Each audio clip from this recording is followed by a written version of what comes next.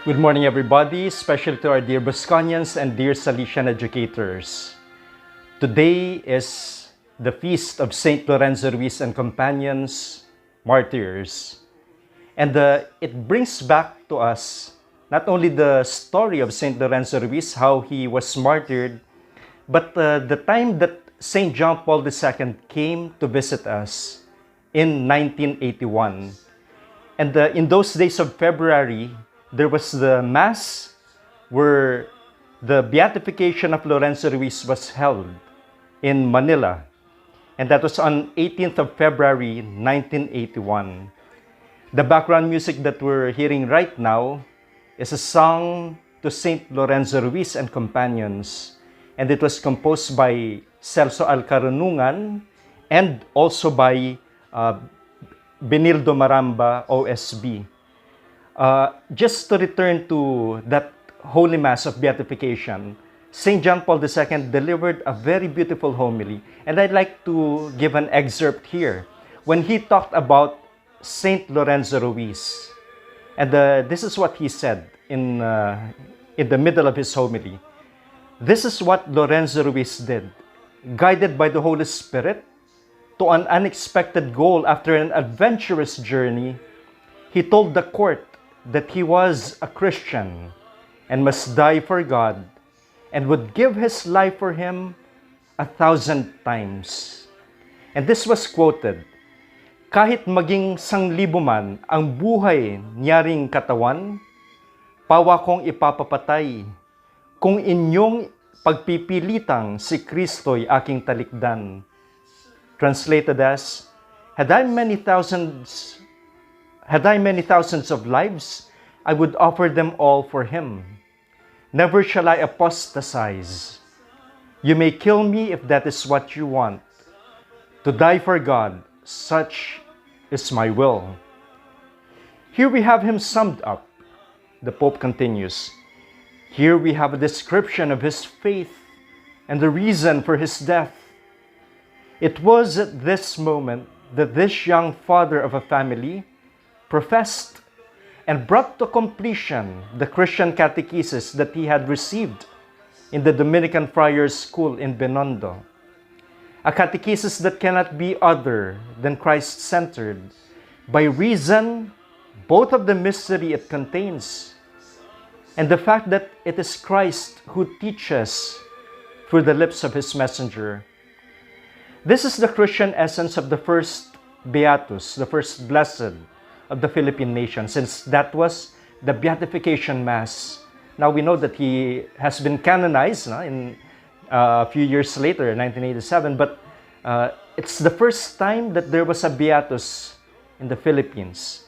So he was speaking about that.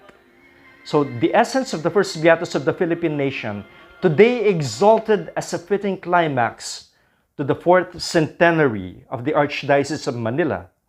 Just as the young church in Jerusalem brought forth its first martyr for Christ in the person of the deacon Stephen, so the young church in Manila, founded in 1579, brought forth its first martyr in the person of Lorenzo Ruiz, who had served in the parish church of San Gabriel in Binondo.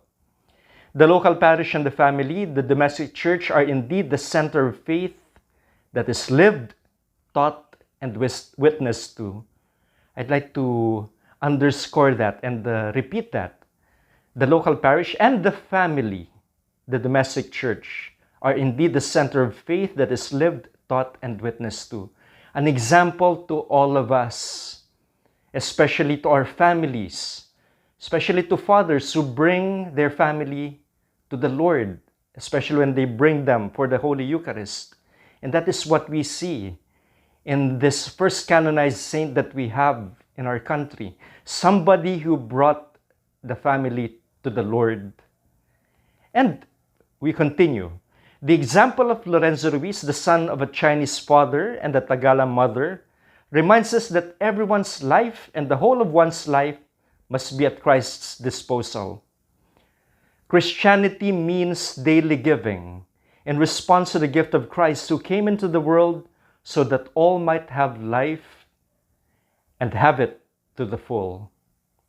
or so aptly expressed in the theme of my visit to this country, the theme of John Paul II's visit in 1981. And what is that? To die for the faith is a gift to some.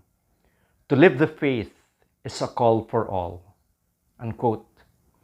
Dear friends, this is very important for all of us. Of course, not all of us are called to die for the faith. It is a gift. Martyrdom is a gift. And if it comes in our life, then it's really a blessing, a great grace from the Lord. But for most of us, the overwhelming majority, this does not come, especially in our nation, since it is a Christian nation. Although martyrdom could come in our life, not in the same sense as it had come to St. Lorenzo Ruiz and companions, but our daily martyrdom, when we are tried and tested, when we are asked to decide whether to choose what the church teaches, what God wills for us, then it is choosing something that the martyrs chose, and that is to live or to die and to live a Christian life. And that is the call for all, to live the faith.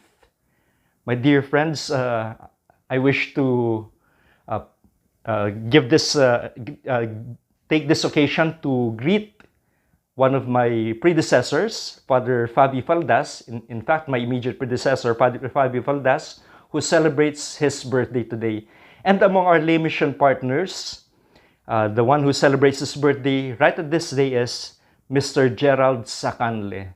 So happy birthday to you.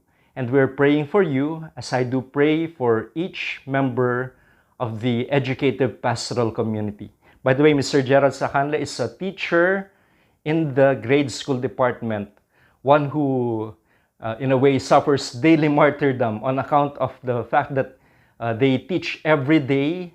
They have chosen this vocation, and now it is we are in moments, trying moments. Why? Because teaching has come to this difficult course that we have to do things online, and there are a lot of challenges. One that is common among our teachers in our generation.